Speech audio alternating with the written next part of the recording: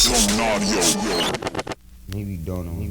This time, this time, this time, this time, this time to build, this time to build, this time to build, this time to build, this time to build, this time to build, this time power, this time to build power, this time to build power, this time to build power.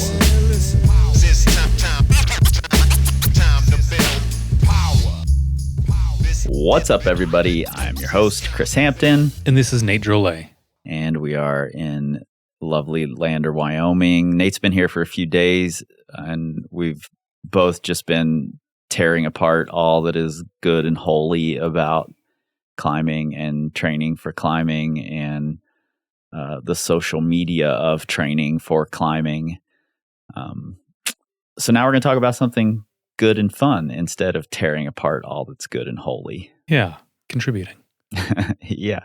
One of the fun things we've been doing, though, I'm not going to give away too much, is that we've been sort of iterating on a new series for the podcast. I'm going to be switching things around a bunch here pretty soon, just because I'm bored with doing the same old thing that I've been doing, and now everyone is doing. And there are lots of people doing it really well out there. So why not switch it up and do something totally different? And we've been coming up with some fun pieces for that, which I'll be sharing soon. Today, we're sort of taking a look back, way back in the catalog. Years ago, I don't know what year it was, we did a Second Go Send board meeting. And that's been really popular. I think people really liked the nerdy digging into a single tactic. And we decided to do the same thing with what might be the most overlooked tactic in all of climbing. Yes. It's got to be close if it's not the most overlooked. Yeah, as far as tactics that are just hiding in plain sight, yeah, this one is very overlooked. Yeah, and that's the low point method. If you haven't heard of the low point method before, you don't know exactly what it is, but you've heard of it. Nate, will you explain it for folks? Yeah, so low pointing is essentially trying to send either the boulder or the sport climb from higher than the ground, but lower than however high you've done it before. So sport climbs, this is pretty common, should be. But for a lot of people, the way they end up trying sport climbs is, they climb up to the crux, they fall, pull back on, do the crux, go to the top. And then they just repeat that forever, and maybe they send. Yeah. So a low point would be, let's say you go up and you fall at the crux. A very classic way that I like to recommend is lower one bolt, then see, can you do the rest of the rock climb from there? And then ideally with low points, just like how you want to be pushing your high points higher and higher as you go throughout a projecting process, you also want to be pushing your low points lower and lower. So let's say you fall at the crux again from the ground. Then you can lower 2 bolts and try it from there. Right. And if full bolt jumps end up feeling too big at some point, you can do, just a bolt and a couple moves, things like that. Mm-hmm. And I don't even think you necessarily have to only low point when you've fallen on your high point. I think it's a convenient time to do it. Probably the most often used way to do it. Yeah. But if you are planning well and if you understand the route well, there are some scenarios where just going bolt to bolt up to a new low point is a good idea. Mm-hmm. And then, trying from there while you're fresh instead of just after you've fallen. And I think there are benefits to both methods.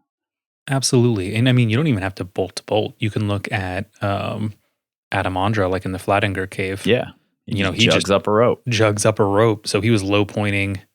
Like that's how he climbed so many of those routes was he would pull on from, I think still like 8 bolts in, even though it was like 30 feet off the ground. Yeah. Because everything is weird there. Super steep. Yeah. That is that's also an option. But bolt to bolting, super classic. Also, if there's link ups, You can even climb an easier route next to your project, Mhm. and then you can take it that bolt or just link straight into it. So Yep. that can Pull on even be another way. draws to clip through, Yeah. whatever you need to do to make it work for you. And I think, you know, high pointing is definitely the method most people are familiar with. I would call it the most overused tactic. Yeah. It's a great tactic. It's a very valuable tactic, but it's essentially just giving red point burns. Yes. You know, unless you know, oh, I'm going to fall up there somewhere. I'm not sure exactly where, but you're still living with hope that you won't fall. Yeah. Yeah. I think high pointing can definitely be a good tactic for, I mean, especially if you are honest with yourself and you're like, okay, like I am early in this process. I'm just going to try and stress test my beta and a tie in from the ground, Yep. go really hard and see kind of where the wheels fall off. Yep. That can be awesome. And, you know, it's useful, but that is, I don't think it's not used in that way quite as often. Most people are like, I'm just going to keep going till I fall, and kind of with that hope of like, maybe I'll send. Right. Yeah, I think you're right. Why do you think low pointing is so overlooked? It's such a valuable tactic. It could speed up the process for a lot of people a lot of the time.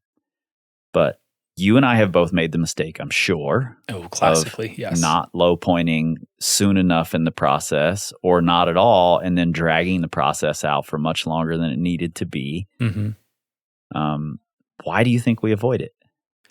You know, I think there are a few reasons. Two that really come to mind for me. One is that ego. I mean, essentially, because if you can't send it from, if you're like, let's say you're falling at the 5th bolt, you know, of a 10-bolt rock climb, fall at the 5th, and then that's where the crux is, and you go to the top from there. You're like, oh, well, I guess I could do it from the 4th, you know, lower down 1 bolt. But if you can't send it from the 4th, what business do you feel like you have trying to do the whole thing? Yeah, I feel the same way. Like, it really puts you in your place. It's humbling. Like, that's something that I think stops a lot of people. It certainly has stopped me. And it doesn't always feel like a conscious thought. Like, I'm not like, oh no, my ego won't be able to handle this. Yeah, like you're almost scared to admit I might not be able to send it from there. And that's exactly how I would describe it. Like, I know I'm choosing the right link to go for, the right low point. If I've got some butterflies, if I'm like, ooh, I've got like that kind of red point jitters for trying to do a rock climb from, 9 bolts in or whatever. Yeah. Like, if I get a little bit of jitters trying to go for this low point, I'm like, okay, yep, this is it. Yeah, if you feel unsure about it, if you're like, I don't know if I can do it from there, then that's the one you should be doing. You know, we've said that about links before, and this is just a different version of a link, you know? Yeah. Yeah, I think that's true. And when you feel those jitters and you're afraid of it and then you avoid it, essentially what you're basing your success on is hope and luck. Yes. Like what you're saying is, I don't have enough mastery to drop down a bolt and send this thing and feel like I could consistently do that. So what I'm going to do is cross my fingers and hope that somehow I magically make it one time. Yeah. And here's the thing, like, here's where we get in trouble, is luck is real. Totally it is. Like, I think I've sent things on luck a number of times. I've got a story I'll tell a little bit later where a tremendous amount of luck came into play. But I think luck in rock climbing is highly underrated. It's one of those things that, like, I think a lot of us are like, no, I make my own luck. Like, luck, luck doesn't happen to me. I happen to luck. Kind of like I happen to luck. That kind of thing. Like, you know what I mean? Like, yeah. I get it. Like, luck is like along the lines of like privilege almost. And you're just like, no, like, I do the work. I don't want to be associated with luck. Mm-hmm. But man, luck is an absolutely real thing. Like, sometimes you just hit the holds right on your first time. Yeah. Without even realizing it. You're like, oh, that just like went well and that wasn't bad. But maybe if you tried to repeat it, it would go terrible. Mm-hmm. So the thing is, sometimes we do get lucky, and we don't. Rock climbers, probably just people in general, we're really bad about understanding how odds work. Most people are. Like, we will have, let's say you pick 10 projects and you're like, okay, I'm going to try and low point one of them. The rest I'm going to try and just keep trying to high point. Like, you're probably going to get lucky and like just happen to high point successfully on one of them. Like, it's going to work well. And you're like, oh, this is great. Even if the other 8 went terribly, and it's like dragged on into these long campaigns, and the low point might end up being somewhere in the middle. Like, because you aren't leaning on luck as much. You're kind of, playing the odds. You're solidifying things in your own way. Yeah. You're playing it safe. You're playing it safe, very much so. So it might feel like a slow way compared to the super lucky goes that you get now and then. Yeah. But if we look over the course of all of our climbing, man, like low pointing is such a great tactic. Oh, yeah. I bet I've spent, over the course of my climbing, hundreds of attempts where I thought, all I have to do is get lucky one time. Oh, man. Yeah. I just have to get through this one move. Mm-hmm. And then I don't. And then I don't. And then I don't. And then I don't. And I could have been low pointing, and which is playing it a little safer, building up confidence, building up fitness in a different way, as opposed to just feeling like I'm going to get lucky one of these times. Yeah. And I also feel like the idea of getting close, and I use that in both ways. Like, oh, I was close to sending, but I was also geographically close to the anchors or something, or geographically close to the point at which I'm no longer going to fall. That can trick you into thinking you're actually close. Oh, yeah. And the problem with a low point is that you aren't close. You can't send. Mm-hmm. There's no chance of sending when you start a low point. Like you've deleted the chance of sending just by choosing to do a low point. Mm-hmm. I think that's tough for people. Like, the specter of sending needs to be there for people to feel like it's worthy. Absolutely.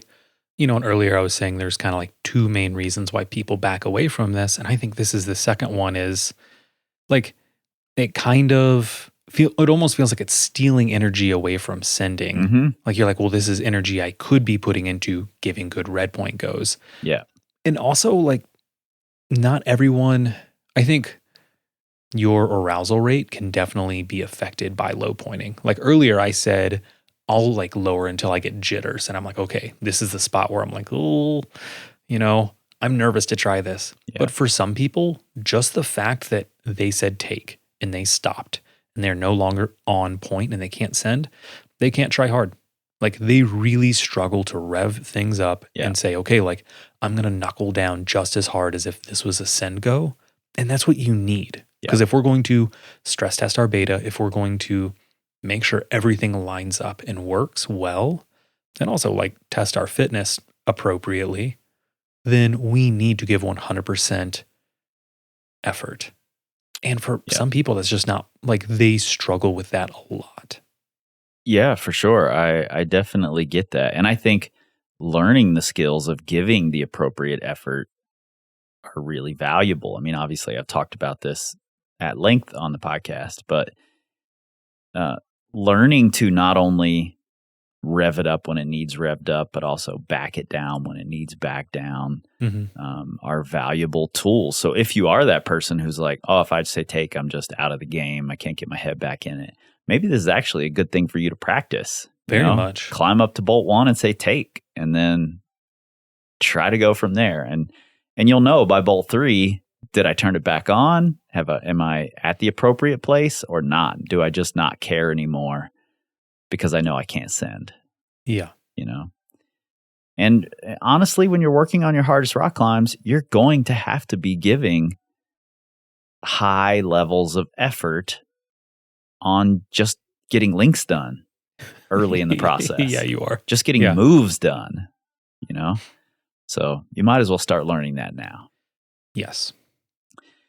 I also think low pointing just feels like a step backwards for a lot of people. Even though it might not be, even though it might be the next logical step forward, it feels like a step backward. Yes. I mean, and especially like if you've had like a good go, or like if you've convinced yourself, you're like, oh, I'm at the point where I'm red pointing. And then, maybe you have a few goes that tell you otherwise. It feels like you have to recede. Like you have to say, oh no, I'm not ready to red point. I need to go and do some more work. That's tough. Like that's not a fun place to be in. In the faster you can just admit it and say, hey, you know what? I've got more to learn, more to gain. I'm going to step back and do this. You're probably going to end up saving yourself a bunch of time in the long run anyways. Yeah, I can't tell you how many times I or a client or someone I'm climbing with is like, oh, well, I'll try. If I don't send this next go, I'll try low pointing. Mm-hmm. And then they don't send and they're like, next go for sure. If I don't send that go, I'll try low pointing. Uh-huh. Oh, I was so close. Next go for sure, and then it just never happens. Yeah. And eventually they send because they've beat it into the ground, which I'm not saying is a bad thing, but they send and then they're like, oh, see, I didn't need to low point. Like, yeah, but if you had low pointed 17 attempts ago, you might have sent the next attempt. Yeah. Yeah. And there's this thing that people will start to do, which this is adopting in what I would say is maybe an advanced or even an elite tactic way too early, or like kind of becoming married to it. And that is the tactic of you fall at the crux and you say, well, I know what the rest of the rock climb's like. I'm going to save energy for my next red point go. Look, this is a high level skill. Does it work? Absolutely. I've done it plenty of times. Have I been burned so hard by this? Absolutely. Absolutely. Oh my, like some tragic moments have happened because I like employed this when I didn't have business doing it. And this was not long enough ago for me to like blame, oh, I was just young and dumb. It's like, nah, I should have known better. Yeah. Where you're like, you're past where you thought, oh, I've got it in the bag now. And you're like, I'm about to fucking fall right now. Yeah. That's like the anti-low point though, is like going to where you fall and you're like, well, I'm going to save energy for my next go. So I'm going to lower and then try again, instead of going to the top. Yep. Versus, and yes, there is a place for that. There's a time for that. It is a great tactic when used correctly. Yeah. But yeah, that's the opposite of low pointing. Instead, you should be like, hey, I'm going to stop, take some steps back, rebuild, and go from there. Yeah. So if you're one of these people, yes, I'm talking to you, driving your car, shaking your head. I know you. In your Subaru. True. If you're one of these people who's still like, yeah, so I'm still not going to low point, still doesn't sound like it makes any damn sense. Why is it valuable? I mean, a couple reasons. One, I think that's worth keeping in mind is, honestly, it's good for fitness. Like you will get more fit from doing low pointing. Like you just do more moves. Yeah. And I think it flips the high point method can also get you more fit, but you're getting fit on the moves you're not falling on. Yes. The low point method allows you to get fit specifically in those moves where otherwise you're falling. Yes. And I think that's a super helpful piece of it, and especially having both in play where you're getting high points and you're low pointing through to the top. You're building that fitness across the whole route instead of just up to the point where I fall. I'm really fit and then I can't do it anymore. Yep. And then I stop and I rest and then I do the top slightly rested. Yeah. So it's good for building fitness and developing. So the term for what Kris was just describing is an overlap. So pushing your high point higher and low point lower creates a bigger and bigger overlap of those two pieces. Right. And if you ever hear people describing overlapping links, that's what they mean. Ideally, you want those links to become as overlapping as possible until you send. Yeah, you can move the one hang up the route and down the route, and that becomes a really important thing. The one hang doesn't, if you're one hanging at the last bolt, that's not necessarily better than one hanging at the first bolt. No, but it feels better. It does feel better, and it looks cooler. It looks way cooler. Yeah, it does a few things. It stress tests your beta up high, which is really important because if you're only doing your upper beta fresh, you need to know what that's going to feel like under fatigue. Yeah. Like especially a lot of sport climbers or boulderers even, we get very guarded the closer we get to the chains. Like the closer you get to the top of the climb, the more you want to climb defensively instead of offensively. Yep. You're no longer climbing to send, you're climbing not to fall, which often means we go slower than we should. We try and lock things off more than we should. And these are very energy consumptive ways of climbing. And low pointing can sometimes tell us, hey, you're not that guy.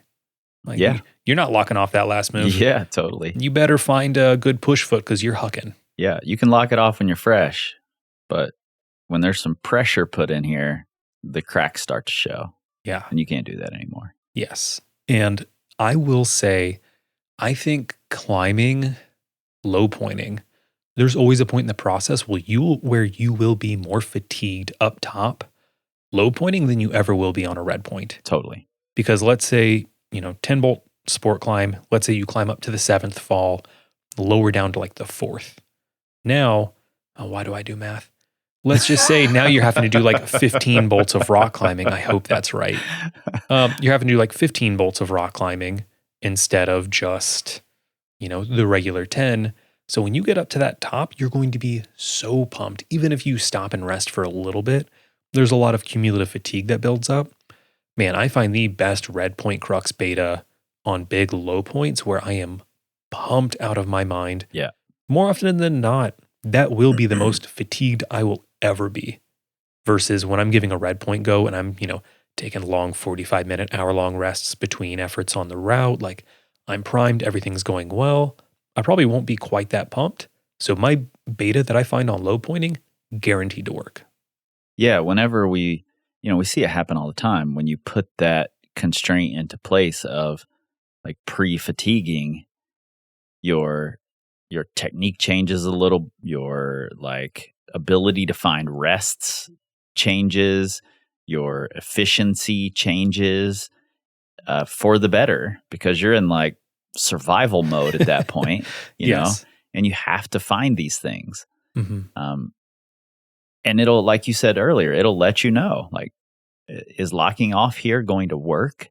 Is doing this move statically going to work? Maybe not.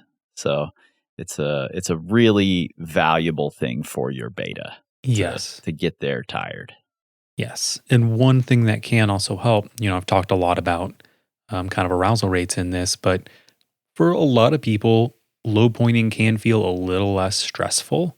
Yeah. Because you're not, especially up high. Let's say, you're in, let's say you're on a 513 and you're at the top and it's, maybe 11A, 11B, harder than you want. Frankly, you're like, oh, I'm kind of trying up here. Something about not being on red point where you're not just, eyes just focused removes only the on the chains. expectations. Yeah. Like, now I have to send. Exactly. You can it gives you a little bit of breathing room. You can say, okay, cool. Like, yes, like I want to do this right now, but I can relax a little bit. Like I am pumped. Let's take our time, find beta. And I've always found it like, it really lets me take my time and find beta rather than just being absolutely just scrappy instinct and emotion, like get me to the chains. Yeah. There's a fair body of research, talking about this phenomenon that we hear coaches mention all the time, or, athletes mention all the time. That's like, oh, you're just too in your head or you're overthinking it. Hmm. And that's why you're failing. And that happens to us a lot of the time when the expectation is to send, especially as things start getting tired or pumped. You start overthinking it. You start like running through this checklist, like, how do I feel in my body? But you're mid crux. That's not Yes. the time to be going down this checklist and realizing, oh, fuck, I'm pumped, maybe too pumped to do this move. That's not the time to be doing it. So this idea that you're too in your head can be a real thing when that expectation is there. And there's a fair body of research saying if we can get out of our heads and let our bodies do the thing that we've taught it to do, then we'll perform better. And I think the low point, removing the possibility of sending, can be a really good thing because the expectations drop away when it's like, oh, I can't send now. Yeah. You're still going to have some expectations because you're trying to accomplish a specific thing, but it's not the same as this is the send. This is it right now. I'm about to do it. Fuck, I missed that hold. Yeah. Yeah. No, I think that's a great point. Yeah, this lets you experience some of those things like, oh, you know that you're going to be skipping a bolt up high. And it's not that bad when you do it after hanging at the crux for, 2-3 minutes and then doing it. But having to claw your way through a little bit pumped, it's good having to experience that a few times first so that when you're on red point, you're not thinking about, wow, that is way more scary than I realized it was going to be. You're just like, hey, yeah, this is intimidating, but I've been here. We know what we're doing. Yeah. And that builds the confidence for the top. That's, I think that's one of the most important pieces of the low point is just building the confidence that you can climb through the top. And then, someone would counter with, but what if I fall on the low point? And then we're back to, well, if you can't do it from bolt 4, what makes you think you can do it from the bottom? Yeah. Maybe you'll get lucky sometime and get through it, but why just rely on hope and luck? Hope is not a strategy. Just climbing on a prayer. Yeah. If you fall from bolt 4, it means you got some work to do, which is great. Like I would rather have that happen early on. Yeah. And me be like, oh, okay. Like there are things to improve upon here rather than going in and being like, nah, I got it any moment now. Yeah. And a lot of people will low point like to a rest. But then they're like, well, there's a rest here. Why would I low point why would I climb 2 bolts into the rest? That's silly. And I'm like, well, unless you're Jonathan Segrist and have completely mastered the art of resting so much that very intimately exactly how you feel when you're ready to do the next bit of climbing, and you're not Jonathan Segrist. But unless you were, this is a really valuable thing because you're still going to get a little pumped from those 2 bolts, and you're going to have to shake it out, and you're going to have to then face this top section where you keep falling off. So I think it's an easy trap to fall into, to not go below an obvious rest. Oh man, this is something all sport climbers have to go through at some point. Boulders too.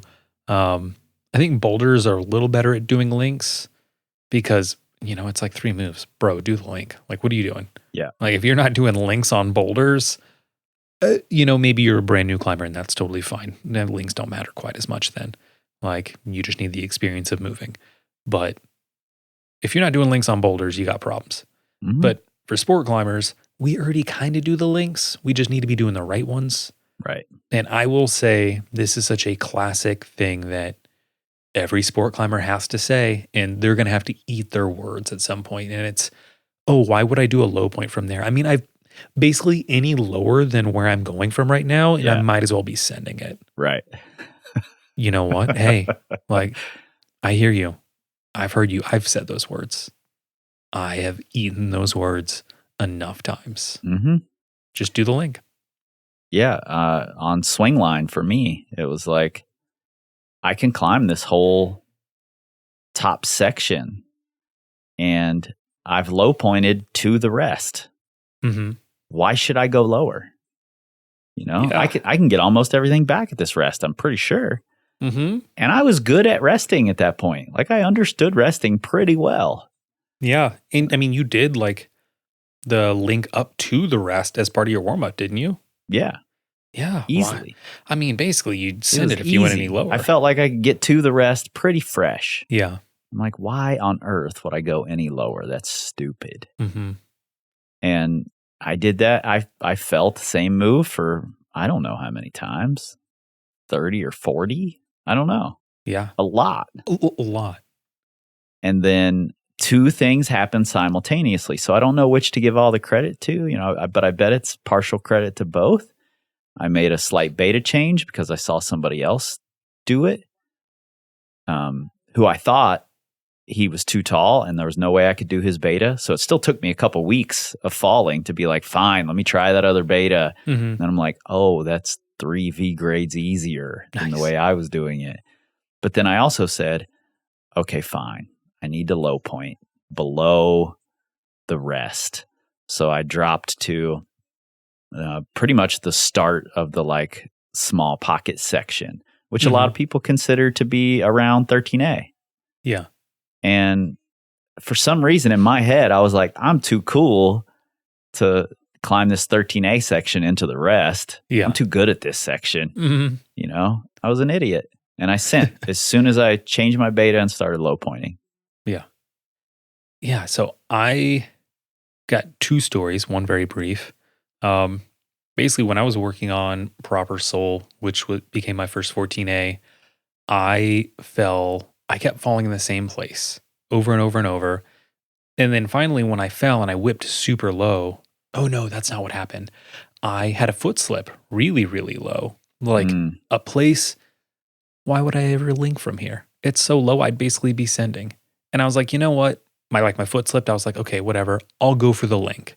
And I had tried this a lot of days at this point, and I was falling much higher. I was falling like 5 bolts above this. Pulled on, took it to the top. And I was like, oh. Literally the next day, I rested the rest of the day, came out the next day, sent it. Like, I just needed the accidental low point. Yeah, because I had been like making the mistake of just fall at the crux, go to the top. Yeah. Different story. And so this is one that like I've put a lot of thought into, and it made me question low pointing for years. Is this the third millennium? Third millennium. Yeah, I've heard this story. So I have a new take on it, frankly. Okay. Yeah, I've like just finally, I think I learned the lesson. I hope. So I went out and I was trying Grand Ole Opry, which is like 14 BC at the monastery. And I'd been trying it for a while, got a bunch of links, felt pretty good about it, but it was so hard and it's very bouldery. I just wasn't doing a lot of continuous moves. So I was like, okay, I'm going to take a step back. I still have some time left in the season. I'm going to do an enduro line. Like I had already done the 13C on the cliff, but there's like a 13D/14A that's very endurance based. I was like, cool, I'll go climb that, spend a few sessions, do it, come back to Opry with a little more fitness. And I go up it on my end of my second day. This was like 4th go ever on it. I fall going to the 4th bolt, and I was like, okay, I'll just like come down, I'll brush, lower all the way to the ground, and then I'm going to try and just push a high point, see where it was. And I get down into, my feet could almost touch the ground. Like my belayer could have untied my shoes if they wanted to. And I was like, you know what? I'm just going to go for a link from here. I don't know why I said this. No idea. I pulled on 2 moves in and had the luckiest and best climbing I've had, in years. Everything clicked, went perfectly. I tried very hard, but managed to stay composed, and I sent it. From there, from 2 moves in, first 2 moves are not hard, especially like I don't find them challenging. But it was a fight and everything went well. And like I didn't know a lot of that route yet. And for the first time ever, on a route, I got really, really nervous from a low point. Mm-hmm. And then I spent, I think, another 8 or 9 days on it, falling at the crux like halfway up. And I would fall at the crux, work it out. Man, I would even run laps on the crux. But I got to the point I could do 5, 6 laps on this route a day, go up, fall at the crux. Like I wouldn't even have to chalk my hands. I would just like immediately pull right back on, take it to the top. And this taught me a couple things. Like one, this was the first time I had a real mental struggle on a route. Now here's something that finally clicked the other day. Like, cause I was like, oh, this is like the first time forever. I was like, this is the first time low pointing's ever backfired on me. But I realized I never went back to low pointing. That's what I was going to say. Did you ever do another low point? I never did. I went straight to fall at the crux, pull back on, go to the top. And I did that for like 9 more days. I mean, that's like one of the most amounts of pitches I've ever put in on a route, not sent it. Mm-hmm. Yeah. Because in my mind, I was like, well, I already did the low point.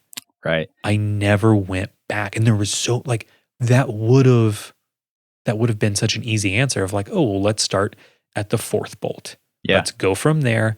And because I was only falling from one move, I was like, let's do it from the 4th. Let's do it from the 3rd, 2nd. Yeah. And you could say, all right, I got lucky.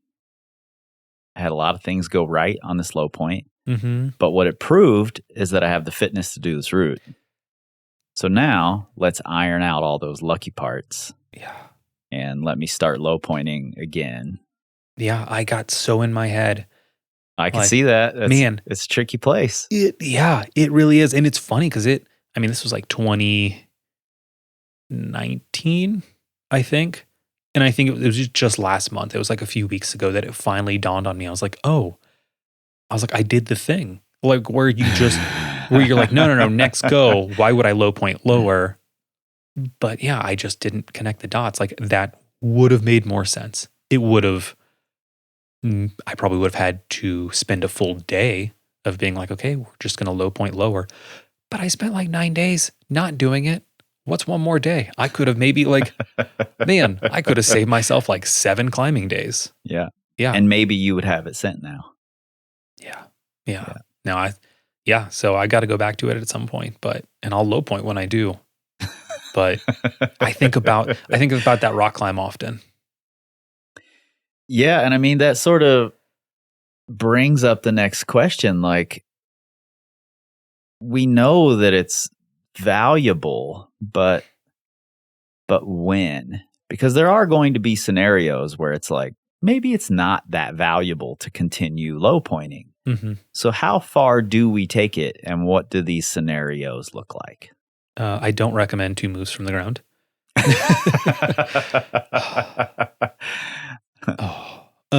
Unless the first 2 moves are a really hard crux you haven't figured out yet, Totally fair. I think that's actually a really valuable time for this, is when it's like super low crux.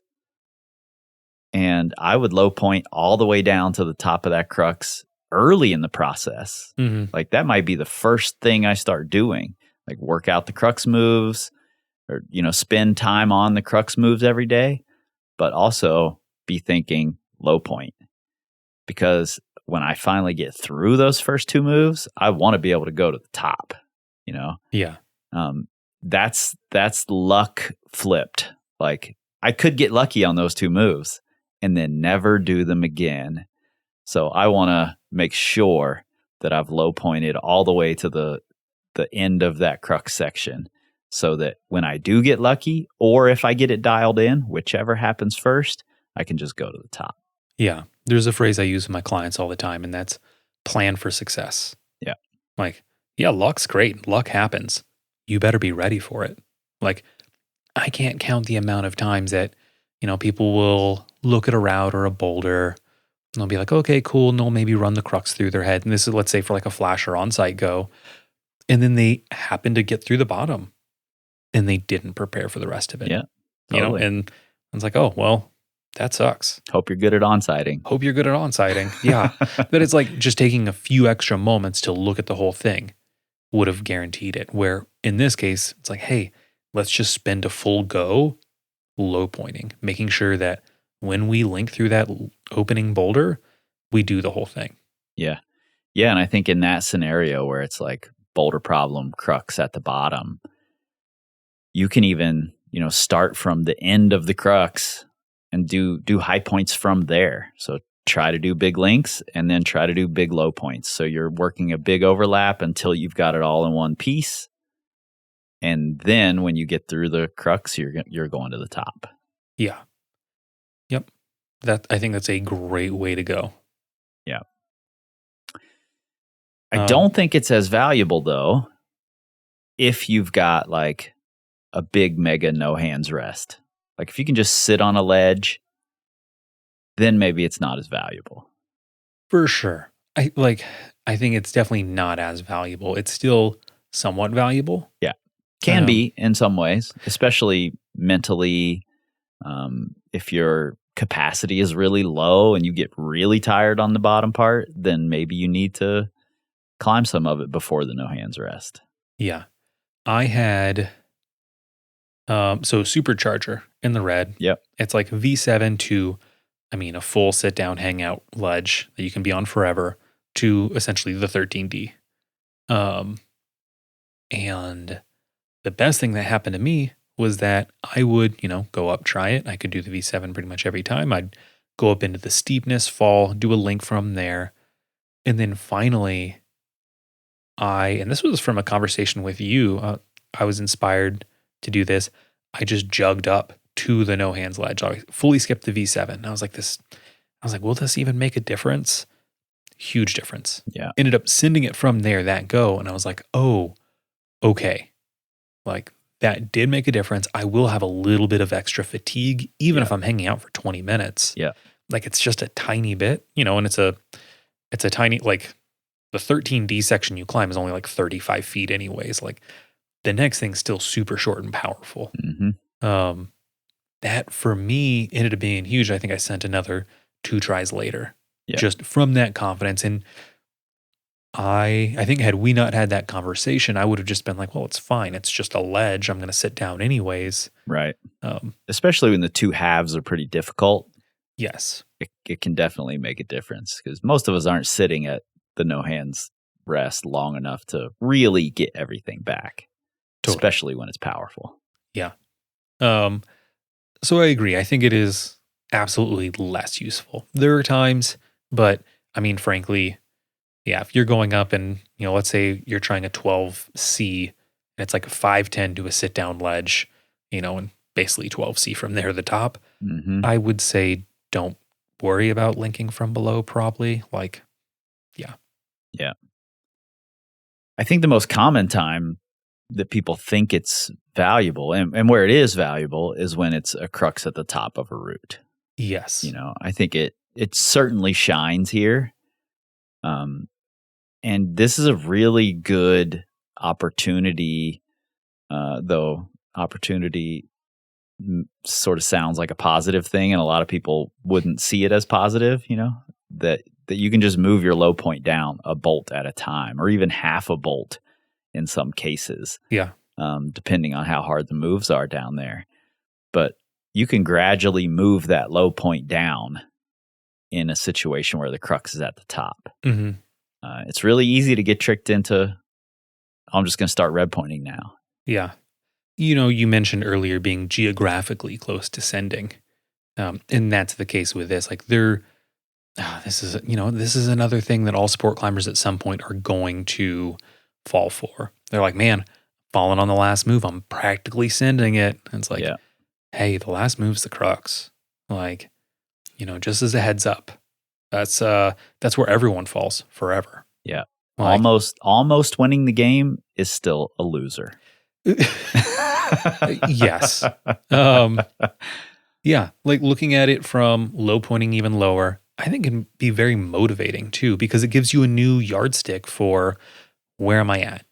Like am I actually improving? Because if you're just giving it rips from the ground and you keep falling on the same move, you can be making progress. Like you might be more efficient. You might be showing up with like even more fresh. You might do it more times in a day. Might do it more times in a day, but you haven't improved enough to pass that threshold of actually doing the upper boulder. But if we do low points, man, we can suddenly have progress every single time you show up to the cliff. Mm-hmm. It can be so unmotivating too to fall at the same spot over and over and over. Yeah. And frustrating. And most of us like going rock climbing because we like to climb on different things, so getting stuck on the exact same thing, having deja vu attempts over and over again can just be unmotivating. Yeah. And there's something to be said for learning to fail, in the sense of, if you keep getting to the same move and falling over and over and over, you can kind of build that into a habit. Totally. You get up and your brain's just like, oh, this is where I fall. And that sounds silly, but you can see it with people who've projected for a really long time on something. They'll get up to their crux and it's almost like they have all the artifice of trying hard, but you're just like, oh, you're not real. Like, it looks like you're just going up there to fall again. Yeah. And here's what I do. You'll have conversations with people who they'll realize they finally realize they're doing that. They're like, oh, you know what? I'm just going up and, that's part of my day. I warm up, I go up, I fall on this move 3 different times, I do my cool down and I leave. And doing low points to where you're getting through that move and you're no longer having such, a stopper sequence where you're building the habit of falling, incredibly important. Like, we want to get as many good reps in on those hard moves. Yeah. I mean, the best way to have some control over changing the situation of, oh, I'm just doing the same thing every go, is to intentionally change some little thing, whatever it is. And that's tough to do when it's like, oh, I'm climbing it really well up to this point. What would I change? Yeah. Well, the low point is a good change. It's a good way to switch it up.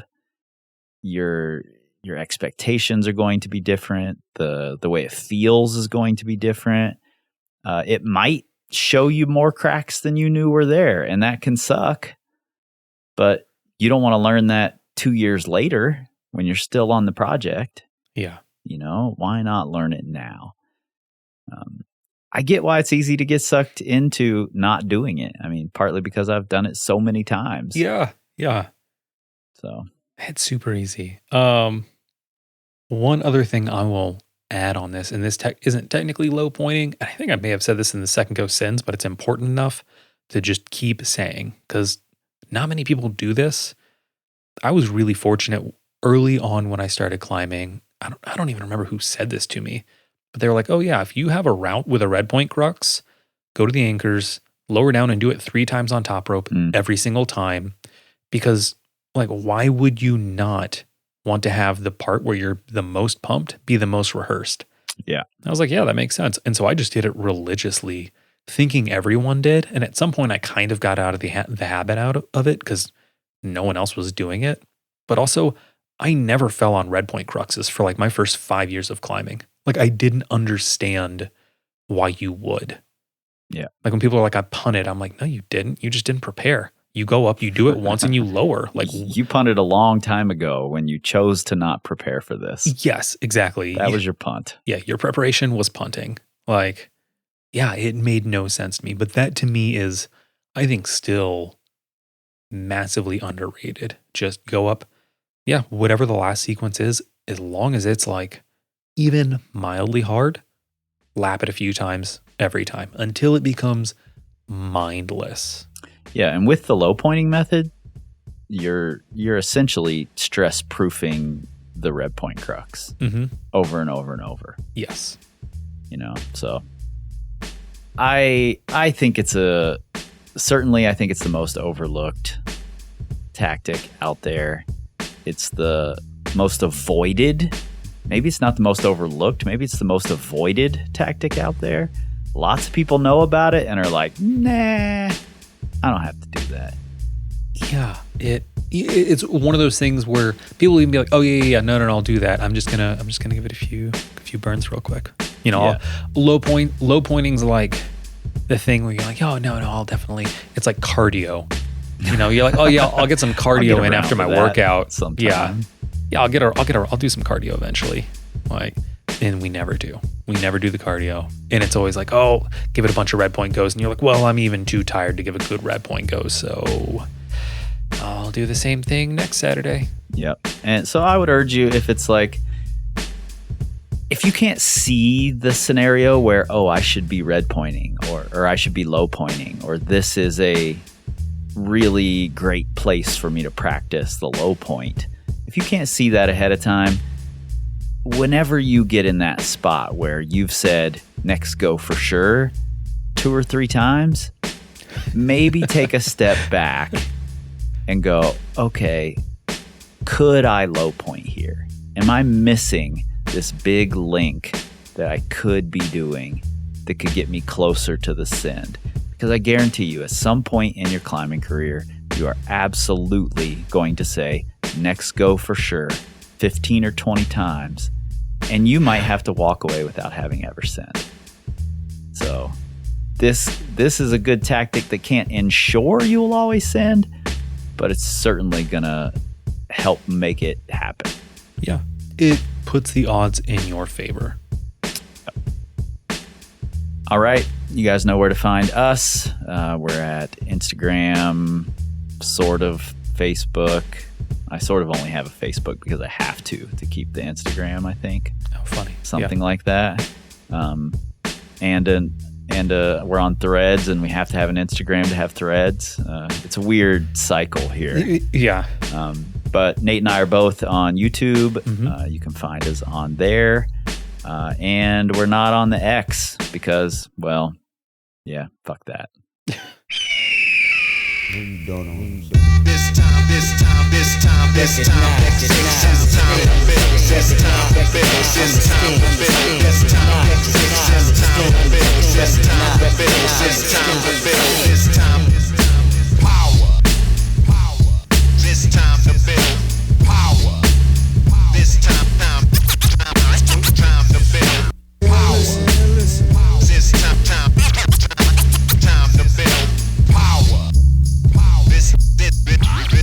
This time to build power. This time to build power. This time to build power. This time to build power. This time to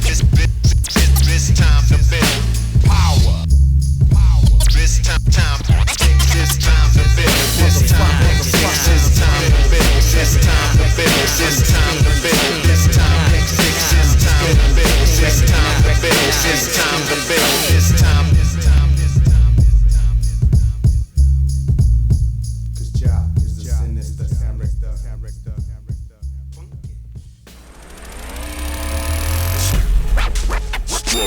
Audio.